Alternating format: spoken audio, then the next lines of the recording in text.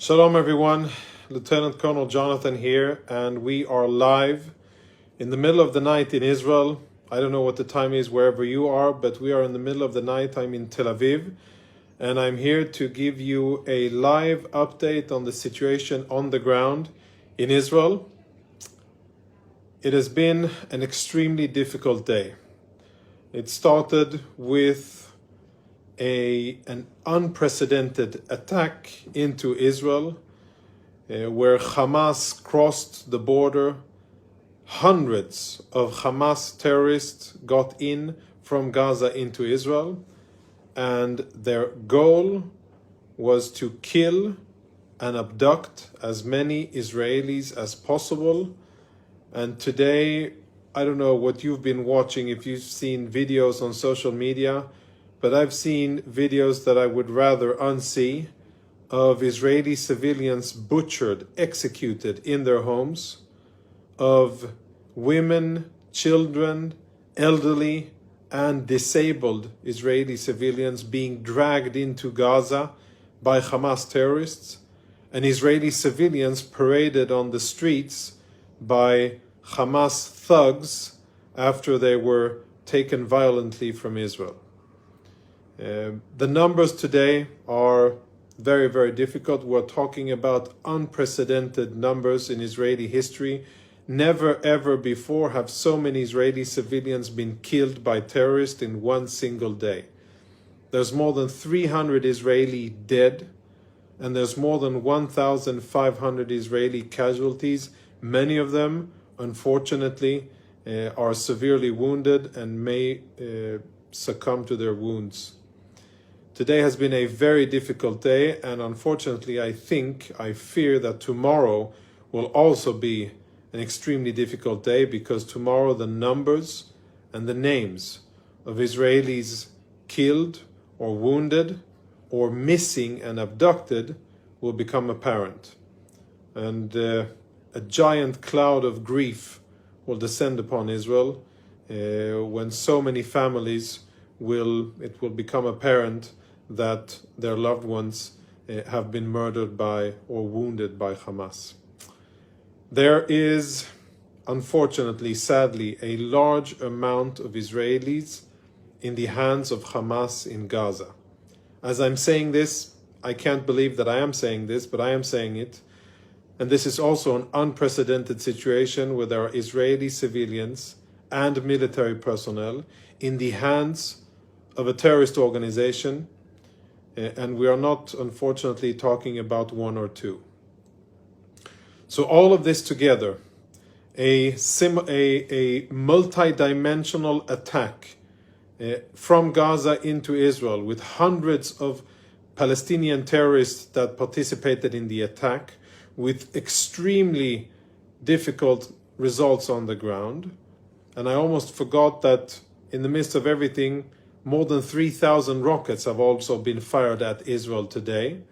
And of course, adding to the wounded and killed in Israel, the civilians getting wounded and killed by Hamas.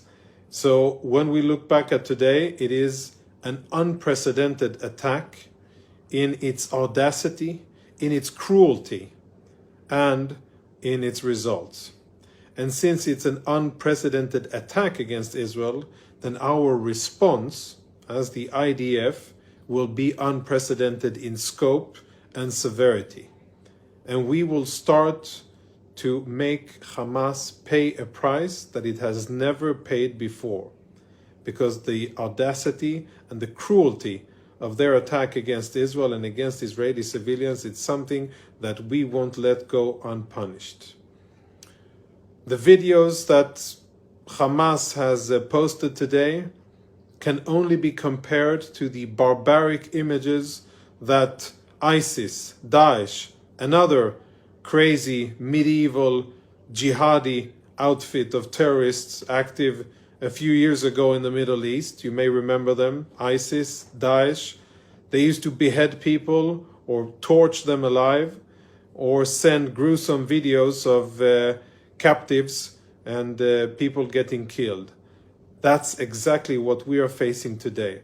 And the cruelty, that our civilians and unfortunately soldiers have faced today is similar to that level of lack of humanity that Hamas is displaying.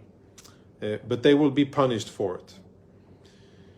For those of you watching, I know that there are millions of you around the world who love Israel, who love the IDF, who love the Jewish people, and who support us. And we see that on our official accounts, we see it on social media, we get the messages, we feel the love, and we feel your genuine support for us, for the brave men and women in the security forces who are fighting as we speak, defending Israel. And I can assure you that it is extremely important for us, and I ask you to keep on doing it. Keep on posting, keep active, push back against slander, lies, and half-truths about Israel. And we're just in the first day of this war, and already people are trying to blame it on Israel. And Israel haters and anti-Semites will continue to do so more and more as the war unfolds, and as there are more casualties on the Palestinian side. You'll see people starting to blame Israel for what's happening.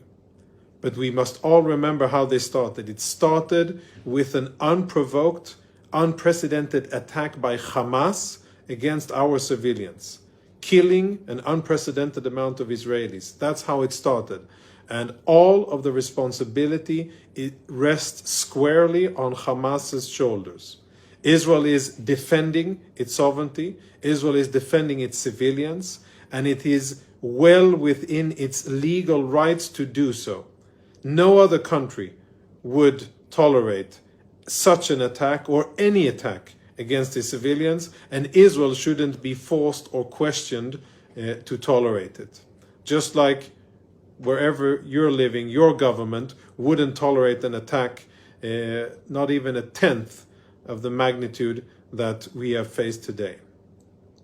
So it's very important that whenever you see lies, distortions, fabrications, slander against Israel, and anti-Semitism and BDS disguised as care for Palestinian civilians, and lots of other nonsense, that you stand up to it and that you call out lies and liars and speak up bravely for what's right, for the truth, for Israel and for the IDF. Before we close, I want to give you an update on what's going on now as we're speaking. It's 3:38 a.m. in Israel. We've had a few hours of quiet in central Israel, where I am now in Tel Aviv, but there is still fighting ongoing in southern Israel. Rockets continue to be fired at Israeli civilians. There was a direct hit at one of our hospitals in Ashkelon, a city in the south. Fortunately, it was evacuated before, so nobody was injured, but there's significant damage to that hospital. And there are still ongoing battles in southern Israel. Unfortunately, we cannot yet say that we have the situation fully in control. And we're going door to door, house to house, making sure that each and every community close to Gaza is cleared of these vile murderers that have infiltrated into Israel, these bloodthirsty terrorists that have come into Israel in order to kill Israeli civilians and abduct them to Gaza. And that's what we're doing now. Once we'll establish that all of the terrorists are either dead or captive, and I assure you, they will all be dead or captive, at the end of that, we will close the border, make sure that there are no further terrorists coming in, not via the sea, not in the air, and not across the fence. And then we will start to strike Hamas and make him start to pay a price for his act, for their act of aggression against Israel. The Iron Dome has been performing very well, saving countless lives. More than 3,000 rockets have been fired at Israel, and we have many, many casualties. The numbers are worth reiterating. More than 300 Israelis have been killed, and more than 1,500 have been wounded. But thanks to the Iron Dome, those